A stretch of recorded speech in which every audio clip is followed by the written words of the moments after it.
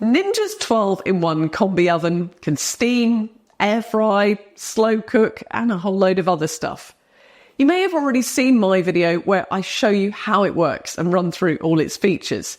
But in this video, I want to show you the results of cooking through the Ninja recipe book that comes with it. It's a brilliant guide that will give you a great starting point with all the different settings, but it's also not perfect. And so you'll get to see what does and doesn't work translated from the recipe book into real life and how you can avoid running into problems. I'm going to run through these recipes in the order that they appear in the book, which isn't necessarily the order I cook them in. First is salmon and rice. This is one of the more detailed recipes, and there are step-by-step pictures showing you how to cook it. The glaze is a mixture of honey and soy sauce and was really tasty and brought out the colour in the salmon fillets as well. You put the rice in the Combi pan in the lower layer with water to cook, and then the baking tray is for the salmon fillets and the parcel of broccoli, which you add halfway through. Quite an easy recipe to do as long as you pay attention to which rice you use. The recipe specifies easy cook brown rice, and I totally failed and used regular brown rice, which did not cook in the 15 minutes that the recipe allowed. So I had to restart the Combi on the rice setting, and it ended up taking nearer to 40 minutes to cook, which is clearly entirely my fault. So don't make the same mistake as me. On the next page is another detailed Kickstarter recipe for chicken fajitas, rice and beans.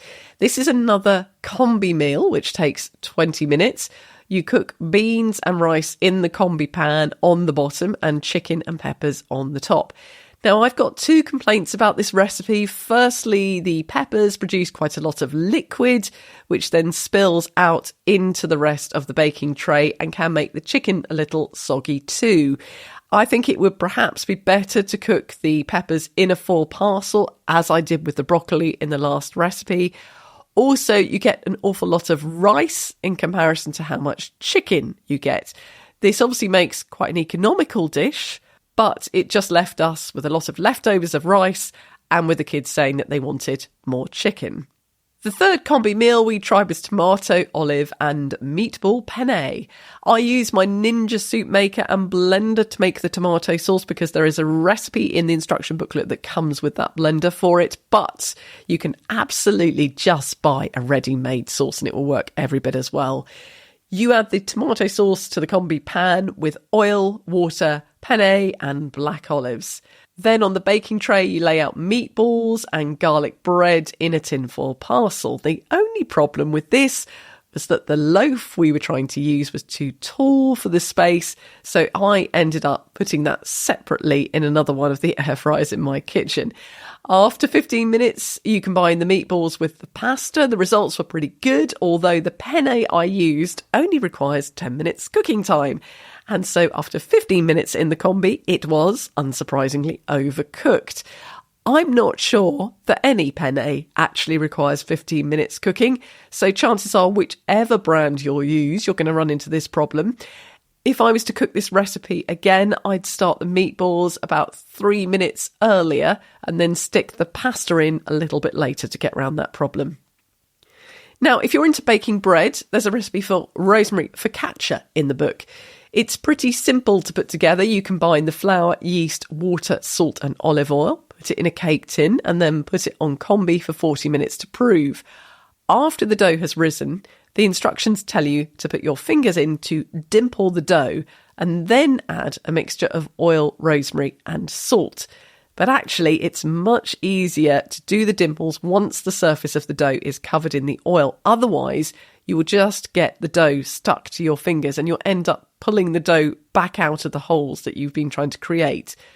Once you've done the dimpling and the oiling, the bread then goes back into the Combi for 20 minutes on Combi crisp with 240 ml of water in the Combi pan. The results of this bread were fine, but this isn't really a proper focaccia recipe. And to be honest, there are better recipes out there. You can also cook baked potatoes in the Combi. You do this on Combi crisp with water at the bottom of the Combi pan and the potatoes on the crisper plate. The recipe book recommends 50 minutes, which is what I did, but the larger of the two potatoes was barely cooked enough. And to be honest, I'm not sure what you gain from cooking baked potatoes this way. I would still prefer to do them in the microwave if you have one, and then finish them off on air fry, which is way quicker, and I think the results are much better. There's a recipe for Pano chakala in this book with a very impressive looking photo. I think I should probably point out, if you don't know already, that photos in recipe books aren't necessarily pictures of food that have been made with that exact recipe. Sometimes they are just generic stock photos, and I think that's exactly what's been used here. If you follow the recipe, the first thing you'll notice is that the Pano chakala you create are totally different dimensions to the ones in the photo. In fact, they look more like sausage rolls. They do fluff up beautifully over the 32 minutes that they are in the Combi because, as I've said before, steam baking in this oven is great. But clearly, no one has tested this recipe because they also stick to the non-stick crisper plate. And so what you end up with is a complete mess that doesn't look anything like the photo. So after the puff pastry Pano chakala disappointment, for comparison, I decided to try frozen Pano chakala on Combi Bake using baking paper to stop the sticking problem. These Pano chakala would normally cook in an air fryer for about 6 minutes or in a conventional oven that had been pre-warmed for 8 minutes. So it does take more time to steam them. In fact, 20 minutes on steam and 6 minutes cooking afterwards. But the results are fantastic. They fluffed up beautifully and were about twice the size that they normally are. So in future, if I have the time, this will be my preferred way of cooking them. Next is the apple cake, which was so successful, we've actually already cooked this one twice. The recipe says to use 2 apples, but I put 4 small ones in from our garden. You add water to the Combi pan, put the cake tin on the crisper plate on top of it, and then cook on Combi Bake. The result is really light, moist and fluffy. It's lovely warm with clotted cream as a pudding or served cold with a cup of tea. Another baking success story was the chocolate cheesecake, which you can cook on Combi Bake with water in the base of the Combi pan. The cheesecake base is made from chocolate digestives and butter, and then you whisk cream cheese with sugar and vanilla essence before adding eggs and chocolate melted with cream. It takes 25 minutes to bake, including steaming time, and I will definitely be doing this recipe again. Something else we cook multiple times is the crispy Parmesan broccoli, which is done on the air fry setting. You mix Parmesan, olive oil, garlic powder and balsamic vinegar. We did it a couple of times without the balsamic because we didn't have any. And when we started adding it to the mixture, we found the broccoli burns quicker. So be aware of that. Another pasta dish we tried was mac and cheese. I'm going to warn you, this recipe is missing one key ingredient, but I cooked it exactly as the instructions say to show you what would happen. Basically, all the recipe says that you do for this dish is combine 3 types of cheese with milk, water and pasta. And unsurprisingly, after 20 minutes, you're left with a horrible mess of watery, congealed fat and pasta because there is no flour in the mixture to bind it together. So I added probably about 75 grams of flour slowly into the pan and mixed it in, topped it with breadcrumbs, put it back in the oven on the grill setting, and it sort of saved it, or at least made it edible. But personally, I wouldn't bother repeating this recipe. Just find another mac and cheese recipe. In fact, I'll link one below, and then put the finished mac and cheese in the pan on bake like you would in a normal oven. It's also worth mentioning that I cooked a couple of roast chickens in the oven, and some of the bigger 2 kilogram chickens can be a tight squeeze. So it's worth either spatchcocking the chicken if you're feeling fancy, or just quickly breaking the breastbone, which makes them lie flatter. Ninja recommends a chicken, which is between 2 and 2.5 kilograms, and it should be cooked on the crisper plate with water underneath in the Combi pan for 35 to 40 minutes, which is less than half the time that it would take to cook in a conventional oven, and the results are really good.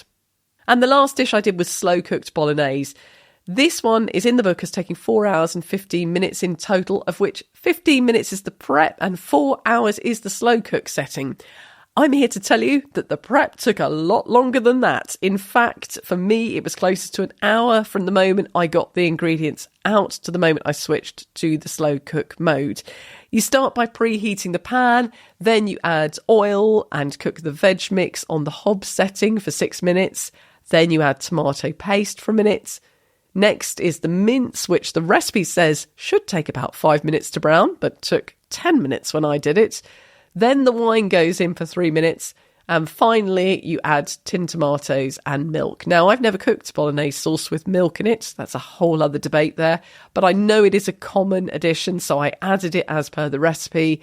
But what I couldn't resist adding was a beef stock cube as well, just to boost the flavour. After 4 hours, this was the result. If I was going to cook this again, I'd add 2 stock cubes for more flavour and leave out the milk. I know it's included because it's supposed to balance the acidity of the tomatoes, but you could just add a teaspoon of sugar and it would be less runny as well. So I hope you found this video helpful, giving you an introduction to the Ninja recipe book. I think it's really important to remember that these books aren't always perfect or sometimes even correct. And I really didn't want people to buy this oven for the first thing they cook to be a failure and then them to assume that that is their fault when actually it's the book's fault. So if you found this video helpful, a thumbs up is always appreciated. And if you want to see more videos that help you choose and use your UK home appliances, make sure you hit the subscribe button. Thanks for watching.